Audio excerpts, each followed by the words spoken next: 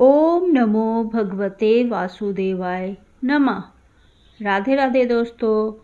Hindu calendar के अनुसार हर माह के कृष्ण और शुक्ल पक्ष में एक एकादशी आती है और हर माह की एकादशी का अपना अलग ही एक महत्व होता है।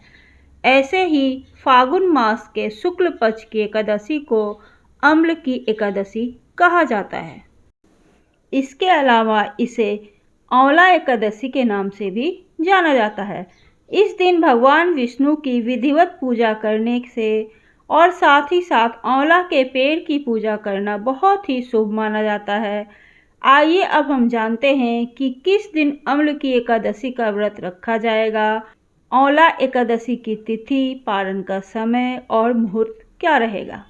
फागुन मास के शुक्ल पक्ष की एकादशी तिथि का आरंभ 9 मार्च को रात 7:44 पर होगा और 10 मार्च को सुबह 7:43 पे इसका समापन होगा।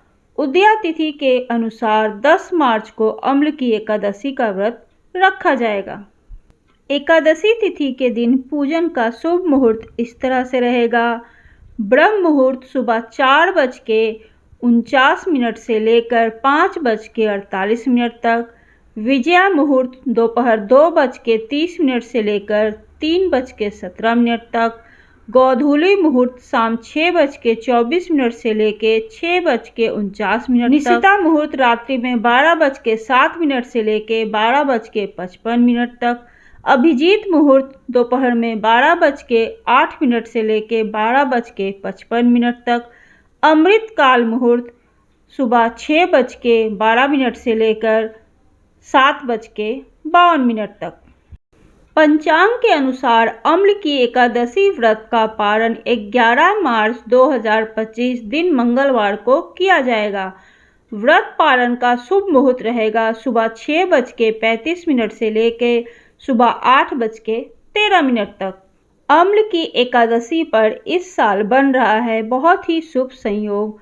वैदिक पंचांग के अनुसार अम्ल की एकादशी के दिन काफ़ी शुभ योगों का निर्माण हो रहा है। इस दिन पुष्प नक्षत्र के साथ शोभन तथा सर्वार्थ सिद्धि योग का निर्माण हो रहा है।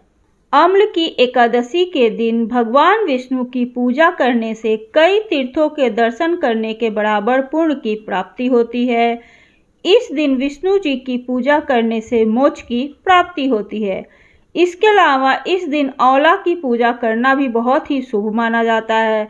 मान्यता है कि आंवला के पेड़ में भगवान विष्णु जी का वास होता है, इसलिए इस दिन आंवला के पेड़ की पूजा करने से भक्त को सभी तरह के दुख, दर्द और पापों से मुक्ति मिल जाती है।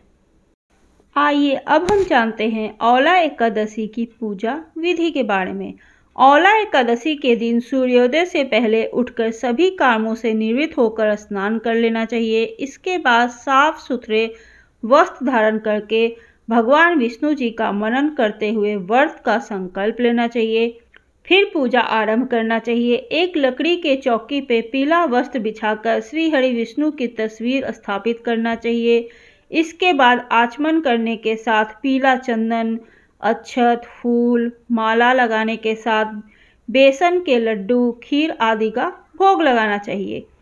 भोग के साथ उन्हें जल भी चढ़ाना चाहिए, घी का दीपक लगाना चाहिए और धूप जलाकर एकादशी व्रत की कथा के साथ विष्णु चालीसा मंत्र के साथ आरती भी करनी चाहिए। अंत में भूल चूक के लिए भगवान विष्णु से माफ़ी मांगनी चाहिए। फिर दिन भर व्रत रखने के बाद शुभ समय में पारण करना चाहिए।